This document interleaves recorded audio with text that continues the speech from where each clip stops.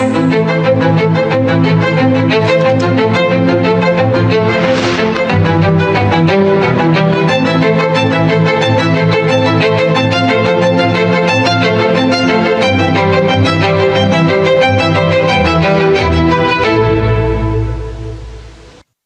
प्यारे देशवासियों, नमस्कार। मन की बात में आप सबका स्वागत है, अभिनंदन है। मेरे प्यारे देशवासियों, आप एक तस्वीर की कल्पना कीजिए।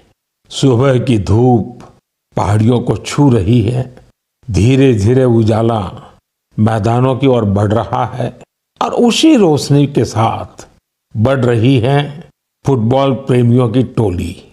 सीटी बजती है और कुछ ही पलों में मैदान तालियों और नारों से गूंज उठता है। हर पास, हर गोल के साथ लोगों का उत्साह बढ़ रहा है। आप सोच रहे होंगे कि कौन सी खूबसूरत दुनिया है। साथियों, ये तस्वीर असम के एक प्रमुख क्षेत्र बोडोलैंड की वास्तविकता है। बोडोलैंड आज अपने एक नए रूप के साथ देश के सामने खड़ा है। यहाँ के युवाओं में जो ऊर्जा है, जो आत्मविश्वास है, वो फुटबॉल के मैदान में सबसे ज्यादा दिखता है।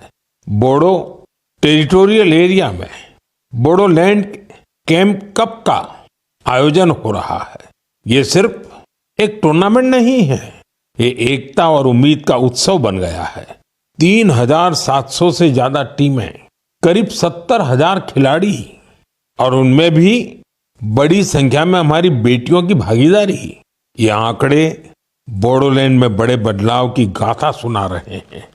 बोडोलैंड अब देश के खेल नक्शे पर, स्पोर्ट्स के मैप पर अपनी चमक और बढ़ा रहा है।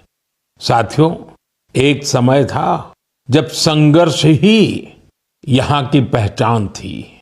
तब यहाँ के युवाओं के लिए रास्ते सीमित थे, लेकिन आज उनकी आंखों में नए सपने हैं और दिलों में आत्मनिर्भरता का हौसला है। यहाँ से निकले फुटबॉल खिलाड़ी अब बड़े स्तर पर अपनी पहचान बना रहे हैं। हालीचरण नार्जारी, दुर्गा बोरो, अपूर्वा नार्जारी, मनबीर बसुमतारी, ये सिर्फ फुटबॉल खिलाड़ियों के नाम नहीं है, ये उस नई पीढ़ी की पहचान है जिन्होंने बोडोलैंड को मैदान से राष्ट्रीय मंच तक पहुंचाया। इनमें से कई ने सीमित संसाधनों में अभ्यास किया, कई ने कठिन परिस्थितियों में अपने रास्ते बनाए और आज इनका नाम लेकर देश के कितने ही नन्हे बच्चे अपने सपनों की शुरुआत करते हैं।